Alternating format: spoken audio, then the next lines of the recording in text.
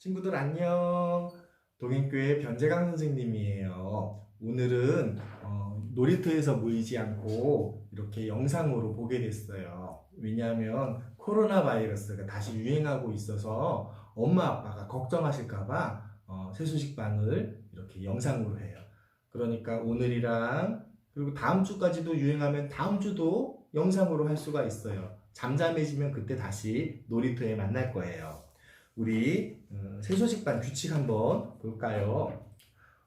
모두 자리에 앉으면 세소식반을 시작해요. 우리 친구들이 이렇게 들어오면 인터넷으로 들어오면 시작을 하는 거예요. 그리고 보여주시는 시각 자료를 잘 보셔야 돼요. 그러면서 오늘 하나님이 나에게 주시는 말씀을 잘 들을 수 있어야 돼요. 그리고 하고 싶은 말이 있을 때는 지금은 어떻게 하냐면 이 유튜브 거기 영상에 댓글을 남겨주면 선생님이 거기에 대해서 설명을 해줄 거예요. 선생님이 말씀하실 때는 조용히 입을 다물고 하시는 말씀을 잘 들어야 돼요. 우리 그러면 같이 기도하고 세수식반 시작할게요. 하나님 아버지, 오늘 저희들이 영상으로 세수식반을 모였어요. 우리 친구들이 영상으로 보는 이 세수식반을 통해서 하나님의 음성을 듣고 하나님께 경배드릴 수 있게 하시고 우리 친구들 마음이 열릴 수 있도록 은혜 내려주세요. 감사드리고 우리 주 예수 그리스도의 이름으로 기도드립니다. 아멘. 우리 세수식반 찬양하겠습니다.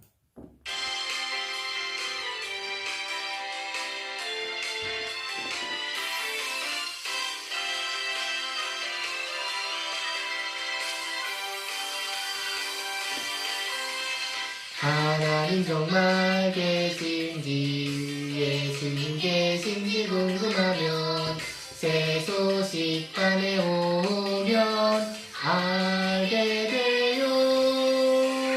살아계신 하나님 알게 돼요. 하나님 사랑 알게 돼요. 우와 나를 구원하신 예수님 사랑 알게 돼요. 세수식반 좋아요. 살아계신 하나님 말씀 더 많이 알고 싶어요. 세수식반 끊어주세요.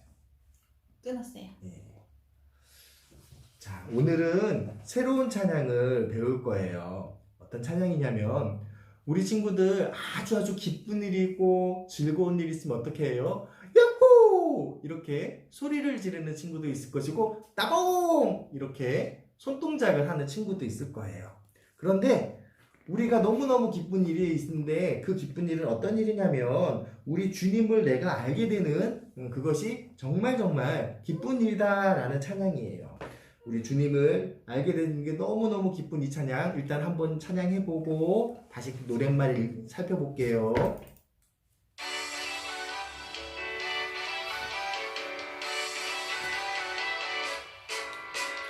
기쁘다 주님 내가 알아 그의 은혜로 살아가네 나의 생활은 변했으니 기쁘다 우리 주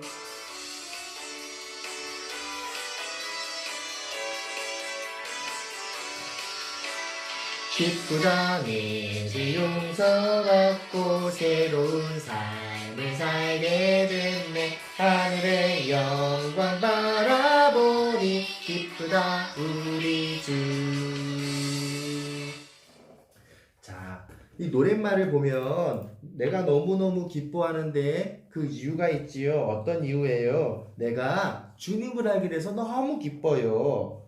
내가 주님을 알게 되었을 때 예수님의 그 은혜로 내가 살게 되었다라고 고백을 하고 있어요. 우리 친구들이 죄와 사망으로 인해서 죽을 수밖에 없었지만 예수님의 은혜를 알게 되었을 때 죽을 수밖에 없었던 내가 다시 살아날 수가 있었어요. 그 기쁨을 노래하고 있어요.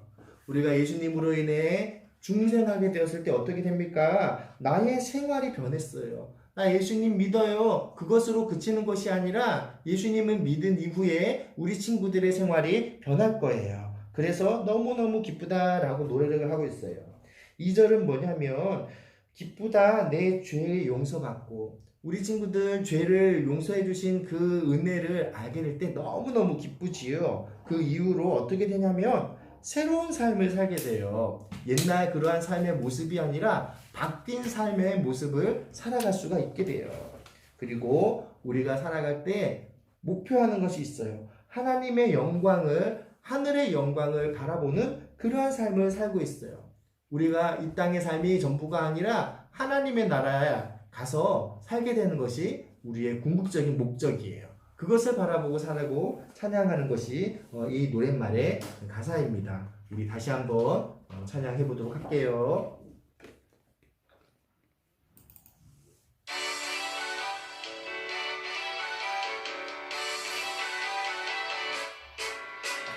기쁘다 주님 내가 알아 그의 은혜로 살아가네 나의 생활은 변했으니 기쁘다 우리 주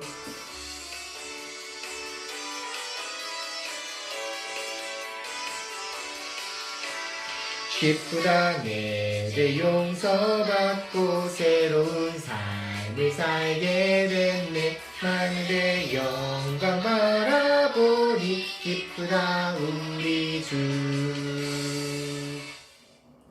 우리 친구들 중에는 나는 아직 예수님을 믿지 않아요. 예수님이 어떻게 믿었는지 잘 모르겠어요. 그런 친구들이 있을 거예요. 그러한 친구들은 이 찬양을 부를 때 하나님 내가 정말 예수님을 알게 되어서 내 마음에 기쁨이 넘치기를 원해요. 이러한 마음으로 이 찬양을 불렀으면 좋겠어요. 그리고요 이미 예수님을 믿은 친구들은요 예수님 내가 예수님을 내 마음에 모셨어요. 그래서 나의 삶이 생활이 바뀌기를 원해요. 내가 예수님께 기도함으로 내 삶이 바뀌는 그러한 은혜를 누리기를 원합니다. 이러한 마음으로 다시 한번 찬양했으면 좋겠습니다.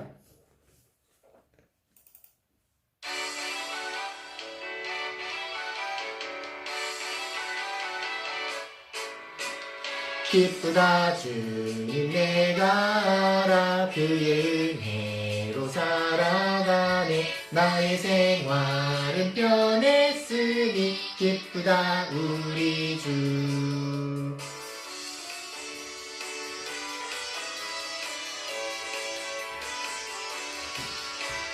기쁘다 내 죄 용서받고 새로운 삶을 살게 됐네 하늘의 영광 바라보니 기쁘다 우리 주.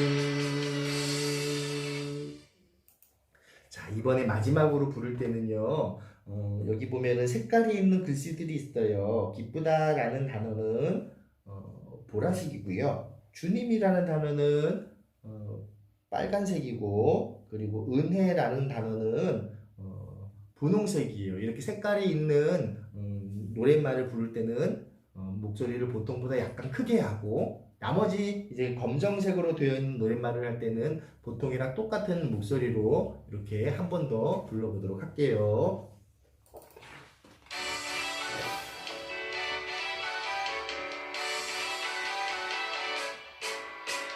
기쁘다 주님 내가 알아 그의 은혜로 살아가네 나의 생활은 변했으니 기쁘다 우리 주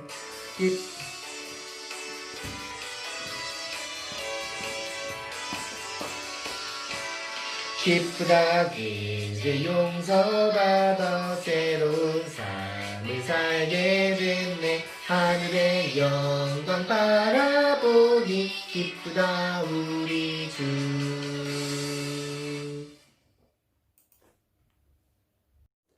자, 친구들 이게 뭐지요? 맞아요. 수건이에요. 우리가 이 수건을 가지고 무엇을 할 수 있지요? 맞아요. 씻은 다음에 이 수건으로 몸을 깨끗이 닦아낼 수가 있어요. 오늘 우리가 이 수건과 같은 그러한 말씀이 우리에게 주셔요. 제가 하나님의 말씀을 읽어드릴게요. 요한일서 1장 7절 말씀이에요. 그 아들 예수의 피가 우리를 모든 죄에서 깨끗하게 하실 것이요. 예수님의 피가 우리를 모든 죄에서 깨끗하게 하실 것이다 라는 그러한 말씀이에요. 선생님이 이 시각을 우리 친구들한테 보여줄 거예요. 일단 한번 먼저 읽어볼게요. 하나님의 말씀, 요한일서 1장 7절 말씀. 그 아들 예수의 피가 우리를 모든 죄에서 깨끗하게 하실 것이요. 요한일서 1장 7절 말씀. 아멘. 자, 여기 보면 그 아들 예수의 피, 여러분 예수님의 피가 우리를 깨끗하게 하신다라고 하나님의 말씀을 약속하셔요. 하나님의 아들이신 예수님은 바로 우리의 죄를 해결하시기 위해서 십자가에서 못 박혀 죽으셨어요. 우리가 그 사실을 믿고 믿음으로 고백할 때 깨끗하게 죄를 씻을 수가 있어요. 우리를 모든 죄에서 깨끗하게 하실 것이요 라고 말하고 있어요. 예수님이 십자가에 못 박혀서 피를 흘려 죽으심으로 인해서 나의 모든 죄가 깨끗하게 용서받을 수 있는 그 길이 열렸다라는 고백이에요.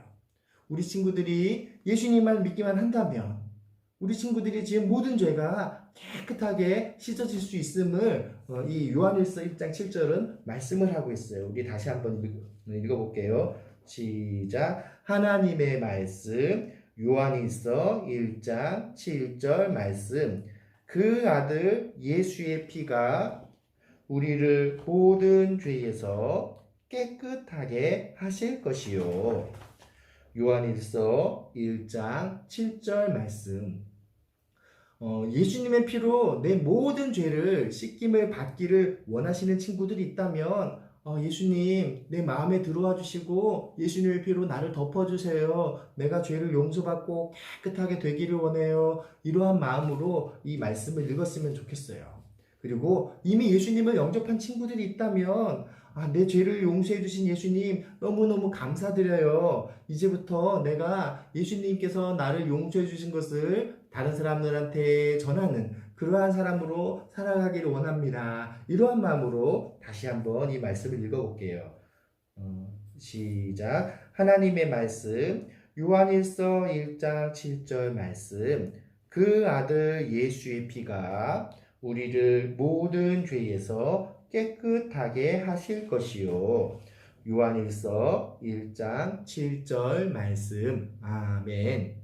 자, 우리가 성경을 읽을 때 이 요한일서 1장 7절 말씀을 주소라고 그랬지요. 그래서 앞에 한번, 뒤에 한번 읽어요. 이따가 이것을 복습 퀴즈 때 이걸 낼 거예요. 우리 친구들이 이 주소는 꼭 알 수 있어야 돼요. 그래야지 하나님의 말씀을 잘 찾을 수가 있어요. 우리 다시 한번 읽어볼게요. 특히 이 주소 부분을 분명히 기억하면서 한번 읽어볼게요. 시작. 하나님의 말씀, 요한일서 1장 7절 말씀. 그 아들 예수의 피가 우리를 모든 죄에서 깨끗하게 하실 것이요. 요한일서 1장 7절 말씀. 아멘. 자, 요한일서 1장 7절 말씀의 앞부분이 뭐예요? 그 아들 예수의 피가. 우리 요 부분은 선생님이 이렇게 가리고 있다가 뒷부분만 이렇게 보여주고 그렇게 읽어볼 거예요. 우리 다시 한번 암송을 해볼게요. 시작. 하나님의 말씀, 요한일서 1장 7절 말씀. 그 아들 예수의 피가 우리를 모든 죄에서 깨끗하게 하실 것이요. 요한일서 1장 7절 말씀. 아멘. 잘 할 수 있었나요? 아니면은 벌써 다 잊어버렸는데 너무 빨리 넘어갔어요. 그러는 친구들이 있나요? 이번에 한 번만 더 다 보면은 우리 친구들이 금방 모든 말씀을 다 암송할 수 있을 거예요. 다시 한번 해볼게요. 시작. 하나님의 말씀, 요한일서 1장 7절 말씀.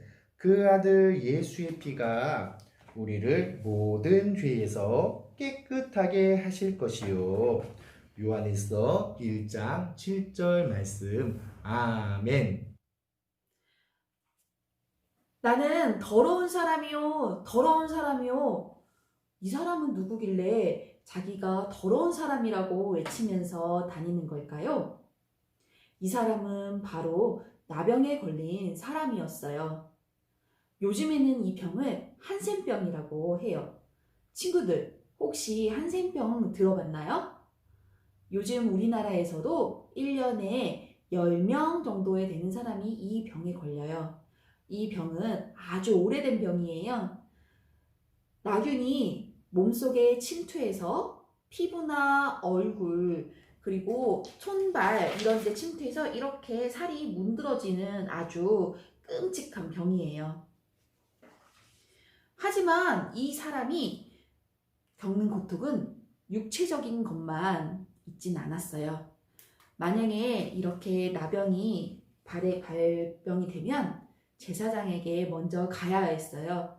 그리고 제사장이 이 병은 나병이 확실하다 라고 이야기하면 그때부터 아주 엄격한 규칙들을 지켜야만 했어요. 이 병이 걸리고 나면은 성전에서 찬양을 부를 수도 없어요. 그리고 시장에서 물건을 사거나 팔 수도 없어요. 친구들은 당연히 못 만나고 함께 살던 가족과도 이제 떨어져 살게 되어야 해요. 이 병에 걸리면 도시에 따로 나와서 도시 밖에서 혼자 외딴 곳에서 살거나 아니면 같은 병을 앓고 있는 사람들끼리 모여서 살아야 했어요. 하지만 가장 치욕스러운 것은 길거리에 다닐 때 다른 사람이 근처에 오면 나는 더러운 사람이요, 난 더러운 사람이요 이렇게 외치면서 다녀야 했어요. 그러면 사람들은 이 병에 전염되지 않기 위해서 이렇게 멀찍이 떨어져 있거나 아니면 어떤 나쁜 사람들은 돌을 던지면서 이 나병 환자야! 저리 가! 이렇게 얘기하기도 했어요. 사실 이렇게 한 이유는 이 병은 이때에는 사실 이렇게 한 이유는 예전에는 이 병을 치료할 수 있는 의료 기술이 없었기 때문에 이 병에 걸리면 치료하기 어려웠고 그리고 다른 사람에게 전염성이 있기 때문에 다른 사람들에게 이 병을 전염시키지 않기 위해 했던 그런 조치들이었어요. 하지만 이 병에 걸린 사람들은 얼마나 절망적이었을까요? 혼자 살아야 하고 아프고 이 병이 나을 수 있는 방법은 없고 평생을 혼자 절망 가운데 살아야 했던 거예요.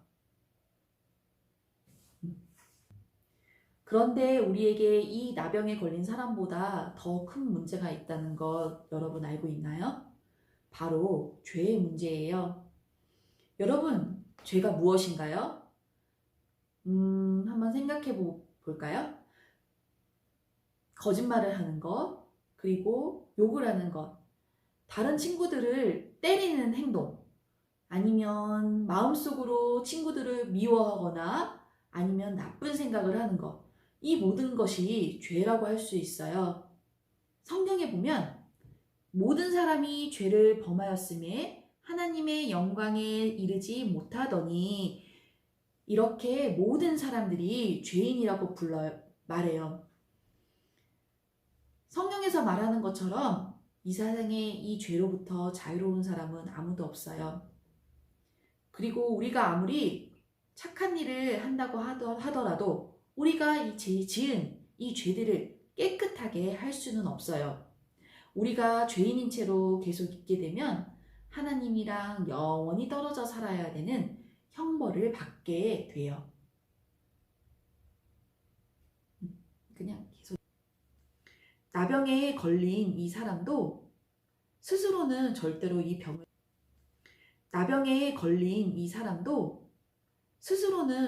이 병을 고칠 수가 없었어요. 그러던 어느 날 이 사람은 놀라운 소문을 듣게 됐어요. 바로 예수님이 근처 마을에 오신다는 소문이에요. 그리고 그 예수님은 수많은 사람들을 병을 고쳐주었다는 그런 소문도 듣게 되었어요. 아마 이 사람은 희망이 생겼을 거예요. 예수님이 혹시 나의 병도 고칠 수 있지 않으실까?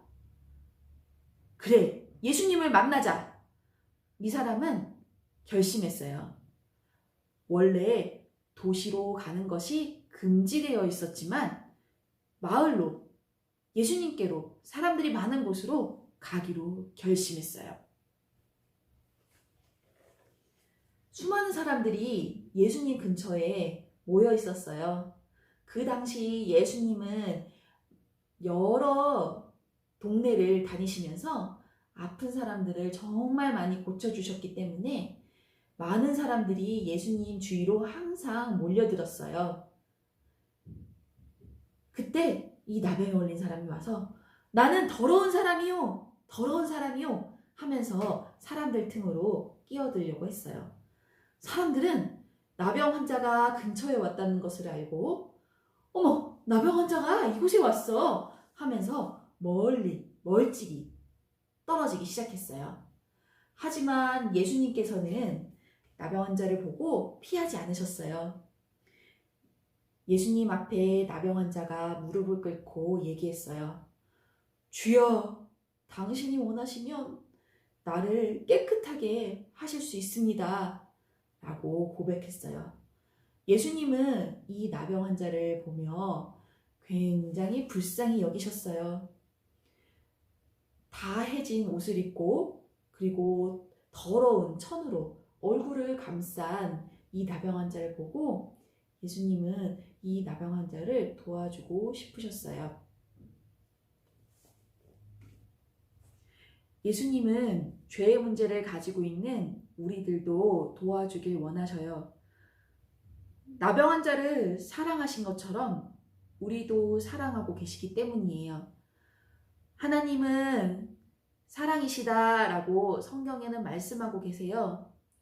하나님은 이 세상을 만드시고 저도 만드시고 여러분도 만드셨어요.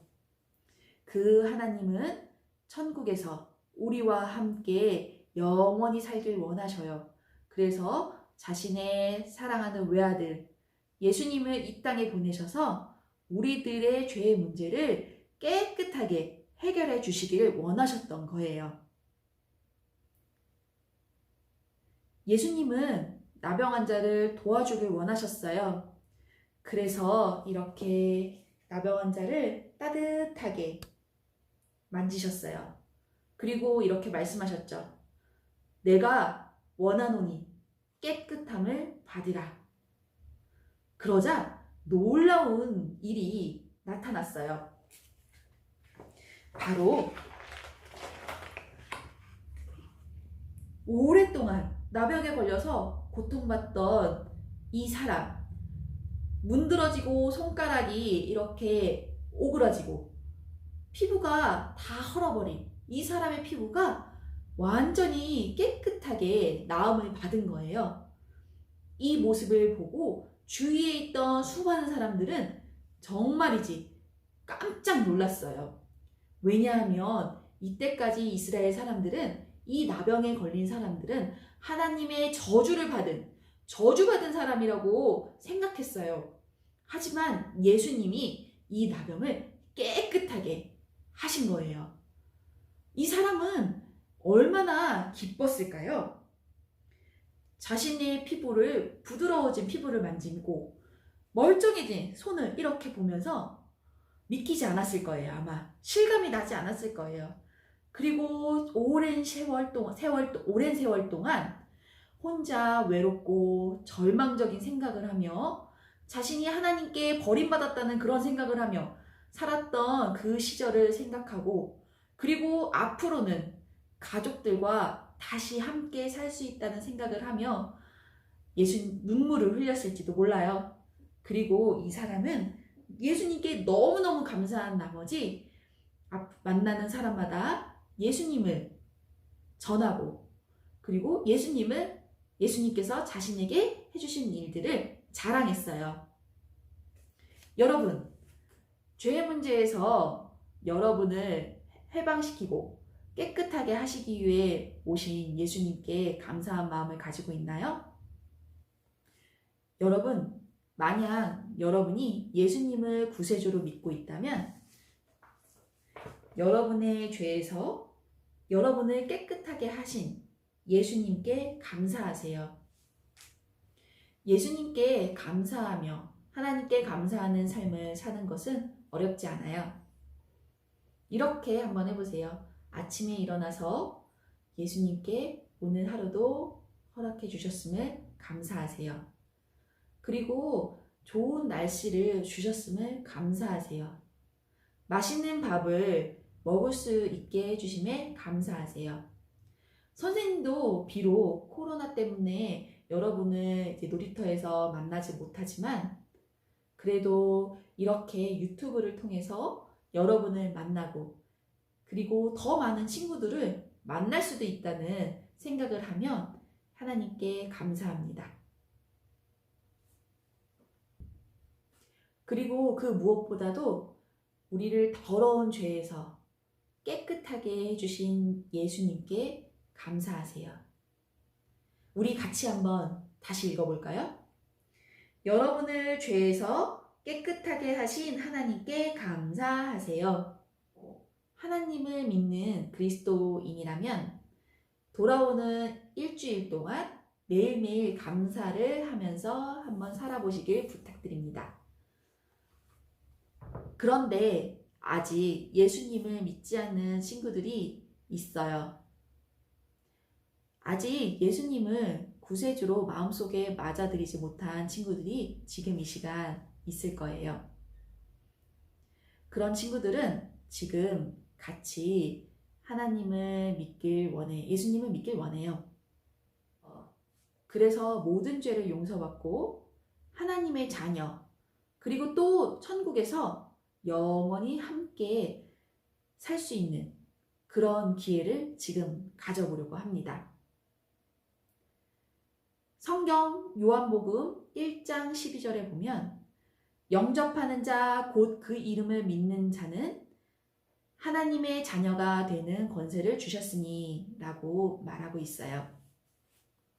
이렇게 영접한다는 것은 마음속에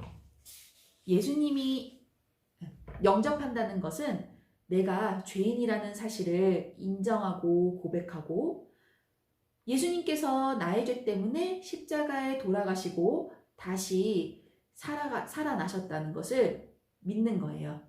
그리고 하나님의 자녀가 되고 싶어요 라고 하나님께 같이 기도하는 거예요.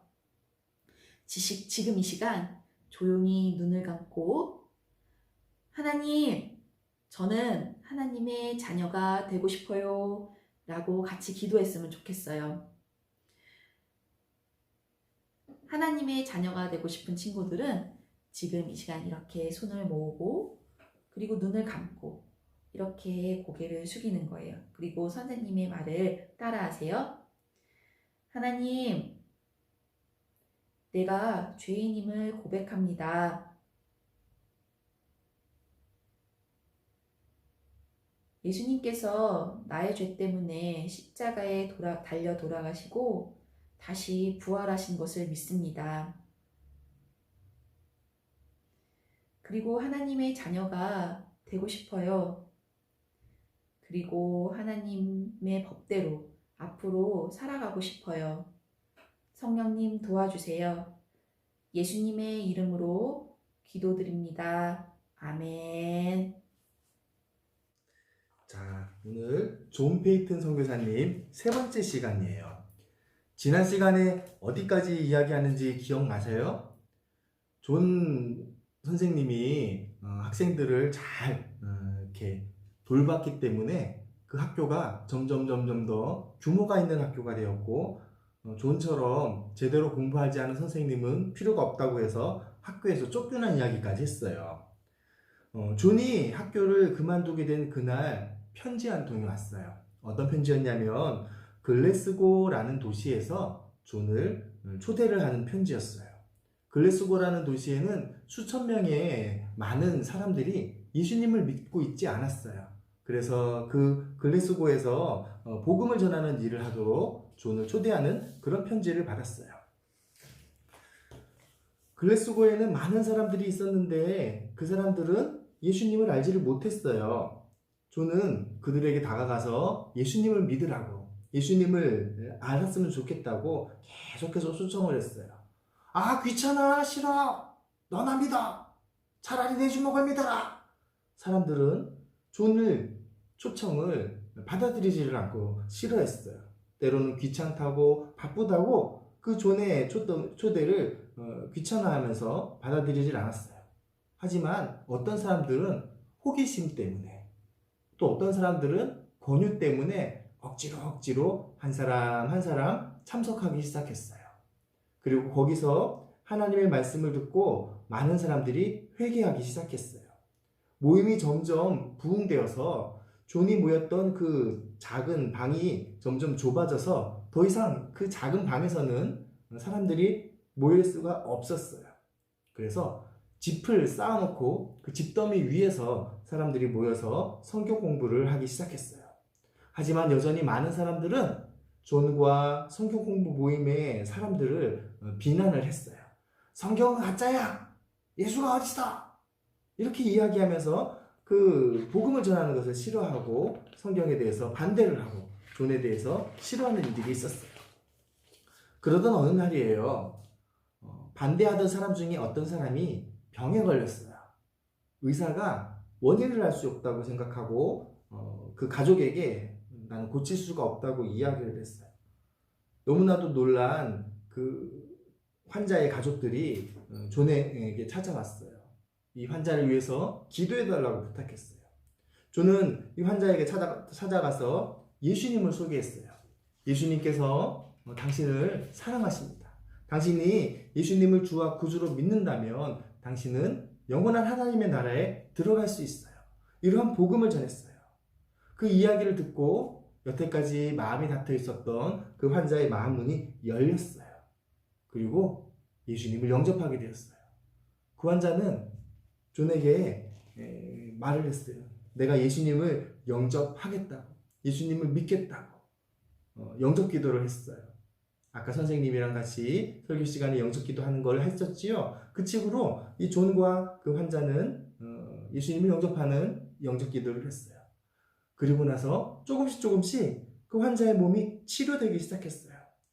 환자는 몸이 치료된 다음에 집으로 돌아가서 가족들에게 이야기하는 거예요. 내가 여태까지 하나님이 없다고, 성경이 잘못했다고 했던 그 많은 책들이 있는데 이걸 다 태워버려야겠다고. 그리고 다 불살라버렸어요. 그리고 그 환자뿐만이 아니라 그 환자의 가족들도 여태까지 박해하던 사람이 바뀌어서 더 열심히 복음을 전하는 복음 전도자가 되었어요. 환자의 부인이 어떤 알코올 중독자를 존에게 소개를 해 주었어요. 이 알코올 중독자는 어떤 사람이었냐면 자살 충동을 할 정도로 너무너무 힘들어하는 사람이었어요. 저는 그에게 성경을 꾸준히 읽으십시오라고 권면을 했어요. 그리고 매일매일 조금씩이라도 하나님께 기도해야 된다고 이야기를 했어요. 나는 기도할 수 없어요. 나는 기도를 못해요. 기도 어떻게 하는지도 몰라요. 저는 그 알코올 중독자에게 말했어요.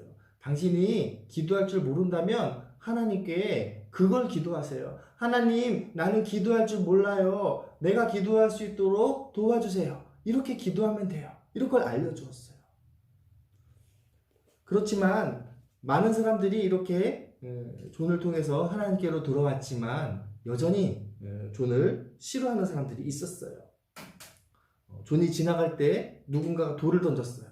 그래서 머리에 맞아가지고 길가에 쓰러지기도 했어요. 그렇지만 존이 쓰러진 걸 보고도 아무도 도와주지 않는 그러한 일이 있었어요. 또 어떤 경우에는요, 뜨거운 물을 지나가는데 확 뿌려가지고 존이 화상을 입기도 했어요. 하지만 아무도 거기에 대해서 모른 척하고 잘못했다고 그러한 이야기를 하지 않았어요. 하지만 존은 다른 사람들한테 여전히 친절하게 대하고 복음을 전했어요. 그러던 어느 날 지금의 호주 근처에 바누아누라는 그런 동네가 있는데 섬 나라가 있는데 그 바누아누에 대한 그러한 설교를 들었어요. 바누아누는 식인종들이 살고 있는 곳이었어요. 존이 살고 있는 곳이 스코틀랜드였는데 스코틀랜드에서 지구 정반대편에 있는 곳이 이 바누아누였어요. 목사님께서는 이 바누아누에게 가서 복음을 전할 사람이 필요하다라고 말씀을 했어요. 저는 그 설교를 듣고 내가 바누안으로 갔으면 좋겠다라고 생각을 했어요. 하지만 지금 하고 있는 이 글래스고에서의 사역 때문에 내가 이거를 내려놓고 바누아로 가는 것이 과연 옳은가라는 그러한 생각 때문에 망설였어요. 저는 이 망설이는 마음까지 하나님께 올려드리고 기도를 했어요. 하나님, 제가 과연 바누안으로 가야 할까요? 아니면 이 글라스고에서 계속해서 주의 복음을 전하는 일을 해야 될까요? 존이 기도를 하고 하나님께서 바누안으로 보내기를 원하신다라는 사실을 확신했어요. 그리고 그때부터 저는 바누안으로 갈 준비를 했어요. 어떤 준비였냐면 거기는 식인종들이 사는 지역이었기 때문에 의학 공부도 해야 되고요. 그리고 성경 공부도 가르쳐 줘야 되기 때문에 성경도 공부하는 그러한 일을 했어요. 존이 이렇게 바누안으로 선교사로 가기 위해서 준비한다는 소식을 듣고 많은 반대자들이 또 존에게 이야기를 하는 거예요. 당신이 선교사로 간다고 당신이 가는 그곳은 식인종들이 있기 때문에 당신을 다 잡아먹어 버릴 거예요. 그렇게 가면 안 돼요. 그러한 이야기를 듣고 존이 고민을 했어요. 저는 모처럼 오래간만에 고향에 갔어요.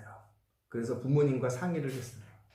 부모님, 저는 지금 글래스고에서 이러이러한 일을 하고 있는데 하나님께서 또 다른 선교에 대한 비전을 보여주셨어요. 저는 그곳으로 가고 싶지만 많은 사람들이 그 식인종들이 사는 그곳으로 가는 것은 옳지 않다고 이야기해요. 제가 어떻게 하면 좋을까요? 존의 그 이야기를 듣고 부모님은 나는 네가 어렸을 때 네가 선교사가 되기를 원한다라고 하나님께 서원했다라는 그런 이야기를 해주셨어요. 저는 부모님의 그 말씀을 듣고 마음에 결단을 하고 더 이상 흔들리지 않고 선교사로 가기로 결심을 했어요. 그리고 마침내 1858년 4월 16일 저는 바누안으로 출발을 했어요. 영국에서 호주까지는 아주 편안하게 길을 갈 수가 있었어요. 배를 타고 갈 수 있었어요. 하지만 호주에서 바누안으로 가는 두 번째 배는 그렇게 좋지가 않았어요. 두 번째 배 선장은 바누안으로까지 도착을 해서 존을 내려놓는 게 아니라 중간에 작은 배를 불러서 거기에서 짐을 싣고 가라고 했어요. 자기는 끝까지 그리로 옮겨주지를 않겠다고 했어요. 그래서 작은 배로 옮기다가 배의 돛이 부러졌어요. 그리고 존의 부인이 바다에 빠져서 하마터면 죽을 뻔했어요. 그 작은 배에서 이제 바누아누 그 섬으로 가려고 해보니까 노가 없는 거예요. 돛도 부서지고 노도 없고 그래서 그냥 물이 흘러가는 대로 갈 수밖에 없는 그런 아주 어려운 상황에 처했어요. 존은 그리고 존과 부인은 이 상황에 처하게 됐을 때 하나님께 기도했어요. 하나님, 우리가 이러한 상황에 어려운 상황에 처했습니다. 우리를 도와주세요. 하나님께서 이곳으로 우리를 불러주셨으니까 우리를 도와주셔서 이 위기를 벗어나게 해주세요. 기도했어요. 그리고 근처에 다른 섬에 있던 선교사가 우연히 존을 보고 존을 도와서 그 구조를 해서 무사히 선교지에 도착할 수가 있게 되었어요. 존은 선교지에 도착해서 선교 센터를 짓고 집을 짓고 사역을 하기 시작했어요. 그런데 마이키라는 주장이 존에게 와서 이야기하는 거예요. 선교사님, 이리 와보세요. 큰일 났어요. 무슨 일이었냐면 호기심이 많은 원주민들이 낯선 백인이 와서 같이 사는 걸 보고 계속해서 염탐을 하다가 신기한 물건들이 있으면 훔쳐가는 거예요.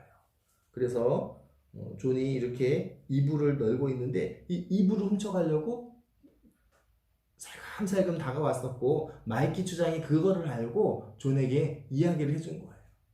존과 그의 가족들은 이 원주민들이 관심을 가지고 지켜보고 있고 그리고 낯선 것에 대해서 적대적인 반응을 보이는 이러한 환경에서 사역을 해야 했었어요. 존과 가족이 이 일들을 어떻게 감당할 수 있을까요? 그것은 다음 주에 또 생각해 보도록 하겠습니다. 자, 신나고 즐거운 복습 게임 시간이 돌아왔습니다.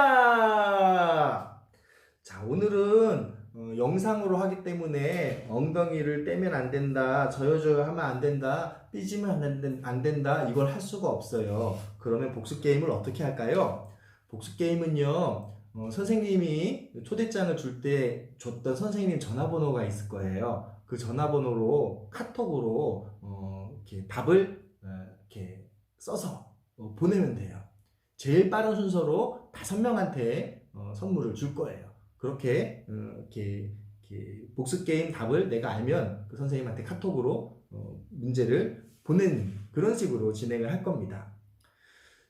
그럼 이제 복습 게임을 할게요. 첫 번째 문제 주세요. 첫 번째 문제는 뭐냐면 아까 설교 시간에 어느 병에 걸린 사람을 예수님께서 낫게 해주셨어요.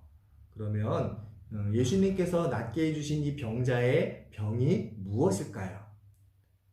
그 병을 아는 친구들은 제일 먼저 선생님한테 카톡 메시지를 보내시면 5명한테 선물을 줄게요. 선물이 뭐냐고요? 편의점 상품권을 이렇게 카톡 문자로 보내드릴 겁니다. 자, 두 번째 문제 주세요. 선교사 이야기를 했는데 그 선교사의 이름이 무엇일까요? 지난 복습 게임 시간에도 한번 나왔는데 그 선교사 이름이 무엇인지에 대해서 아는 친구들은 이번에는 정확하게 그 글자를 다 해야 돼요. 아까 제가 딱 이름을 다 보여드렸어요. 그 선교사님 이름이 무엇인지 땡땡땡땡 이렇게 써서 카톡으로 보내시면 되겠습니다. 마찬가지로 먼저 맞춘 친구에게 순서대로 카톡으로 상품을 드리도록 하겠습니다. 세 번째 문제 주세요. 오늘의 요절 말씀이 있었어요. 선생님이 아까 요절 시간에 이야기를 했지요. 요절에 말씀을 할 때 하나님의 말씀 주소가 중요하다고, 앞이랑 뒤랑 주소를 꼭 넣어서 성경 구절을 암송을 해야 되는데 그 주소가 무엇인지 꼭 복습 게임 시간에 내겠다고 했어요. 오늘의 요절의 주소가 무엇인지 주소를 아시는 친구도 역시 마찬가지로 써서 보내시면 되겠습니다. 어떤 친구들은 1번 카톡 답, 카톡에다가 1번 답, 2번 답, 3번 답 다 따로따로 하는데 그게 아니라 문제 3가지를 1번, 2번, 3번을 한 카톡에 담아서 보내는 거예요. 그렇게 해서 먼저 보내는 사람 순서대로 선착순 5명에게 선물을 보내겠습니다. 오늘 이 공과가 마지막 공과가 될 수도 있고 다음 주에 한 번 더 이렇게 영상을 할 수가 있어요. 코로나가 종식이 되면 다음 주에 다시 놀이터에서 만나고 종식이 안 되면 한 번 더 이렇게 영상으로 할 거예요. 우리 친구들 한 주간 잘 보내고 카톡으로 꼭 답을 들어주셨으면 좋겠습니다. 감사합니다. 안녕.